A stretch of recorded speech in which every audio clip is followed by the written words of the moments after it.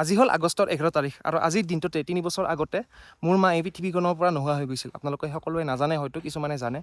তো বহুত বেয়া লাগে, কাৰণ এই 3 বছৰ কেনেকৈ গ'ল গমেই নাপালোঁ। আজি যিহেতু বছৰীয়া 3 বছৰ হ'ল, বেছিকৈ বেয়া লাগে, কাৰণ এই 3 বছৰত মই আচলতে বহুত কথা গম পালোঁ। জীৱনটোৰ কথা, নিজৰ ঘৰখনৰ কথা, বাহিৰৰ কথা, ঘৰুৱাই মানুহ হওক, পৰৰে মানুহ হওক, তেজৰ সম্পৰ্কীয় হওক।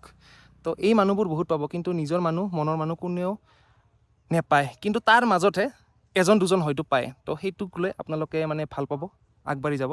আৰু যিহেতু এনেকুৱা এটা স্থানত আছোঁ, এনেকুৱা এটা ঠাইত আছোঁ, বহুত বেয়া লাগিছে, কাৰণ মই আছোঁ দাৰ্জিলিঙত। তো ইয়াৰ পৰাই মাক সেৱা জনাইছোঁ, তুমি য'তে আছা ভালে থাকা। আৰু বেয়া লাগে, আৰু হয়তো আজি ঘৰখনত থাকিলে বহুত ভাল লাগিল হয়, বহুত কথা, বহুত কাম কৰিবলগীয়া আছিল। তেনেকৈ নহ'ল, আৰু আধৰুৱা হৈ গ'ল, কোনো কথা নাই। আৰু সেইকাৰণে সকলোকে কওঁ, তো আপোনালোকৰ যদি মা আছে তো অলপমান ভালদৰে চাব। মা বুলি নহয়, ঘৰৰ যিজন সদস্য নাথাকিলে ঘৰখন আধৰুৱা যেন লাগে।